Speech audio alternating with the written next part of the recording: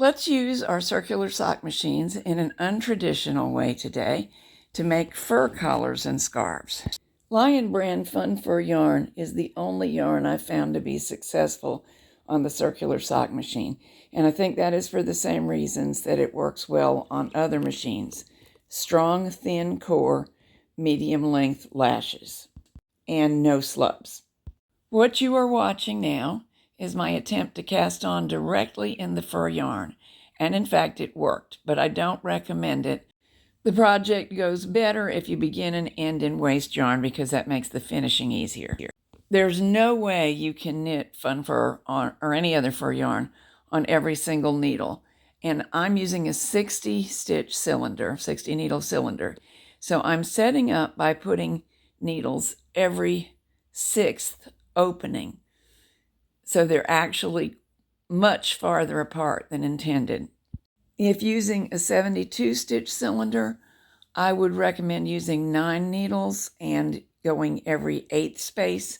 And if using an 80 stitch cylinder, which I need to be upfront with you, I have not done because I don't own one, I think you're going to want to use 10 needles going every 8th space. Basically, knitting fur yarn is like any other knitting, but there are some pitfalls to watch out for. Slowing this down, you can see that this stitch failed to knit off. It tucked. That can be very bad, or it can be no big deal. The next round, it knits off in this case. Normally, we do not want that to happen in our stockinette knitting, but the nature of fur is such that it hides our misdeed, so that one was okay. Here's another issue, the yarn supply. I cannot get this to knit from a ball of any kind, even rewound.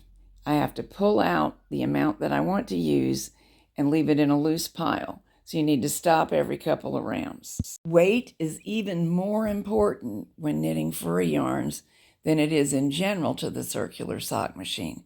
So you may have to stop often to pull down.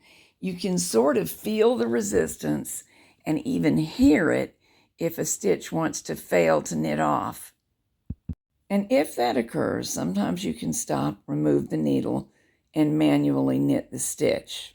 Sometimes it also works to pull down extra hard on the yarn using one hand to crank and the other hand to pull down. I've also found that actually using your free hand to push down on the knitting as it forms can be helpful. Always remembering to stop frequently and pull out some yarn supply. You can't pull out too much or it'll hang up on itself, but you need enough for a couple of rounds, just laying there loosely. Let's talk about length. For an ordinary lady, you need at least 18 inches of length to make a collar. I'm pretty sure that the reason that the knitting feels bumpy is that sometimes the hairs, the eyelashes of the fur yarn, don't want to knit through the stitch. And that's why the downward pressure of your hand helps. Going slowly helps. Having all the needle latches in good condition helps. Also, if you can get them, large hook needles help. The top needle is a large hook needle. The bottom needle is the ordinary kind that we use for #1 sock yarn. For years, I have bought my large hook needles, well, really all of my needles, from Angora Valley Fibers. And although I have succeeded knitting with fur with the smaller needles, the larger ones do help. So we want to knit a minimum length of 18 inches, and you'll need to remove your weights to measure. You need a relaxed measurement, and of course, that's not true with that big stack of weights on it. Up to 72 inches or even more may be knitted if you want to make a long scarf that wraps around the neck a couple of times.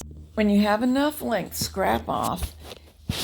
In other words, change to an easily identified waste yarn. Strong, smooth, a contrasting color. You will not be able to tie it to the main yarn and pull through. The knot just will not fit through the orifices it needs to go through. So leave a tail of main yarn, toss it down inside the cylinder, change to new waste yarn, thread it up, and knit a few inches in the waste yarn. Just as usual when machine knitting with fur yarn, handling it, pulling, plucking, stretching, etc., improves the fluffiness and frees the eyelashes from the stitches so that you get maximum beauty out of it. What you cannot get is a lot of width. You'll get about 3 inches from the tube lying flat and fluffed out.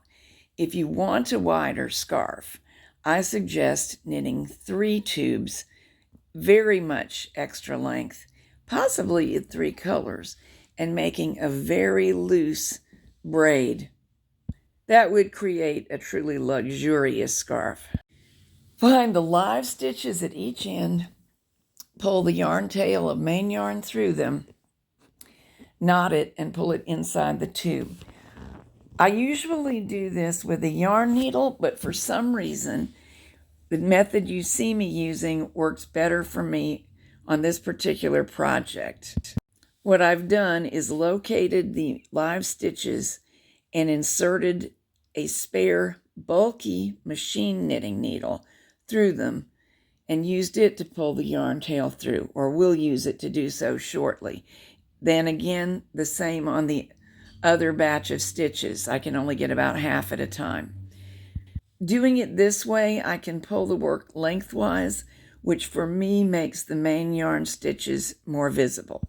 Then snip the waste yarn in 1 or 2 places, pull it out, freeing the main yarn, and pull any yarn tails inside the tube. 1 skein of fun fur will make a nice, really long scarf, or at least 4 collars.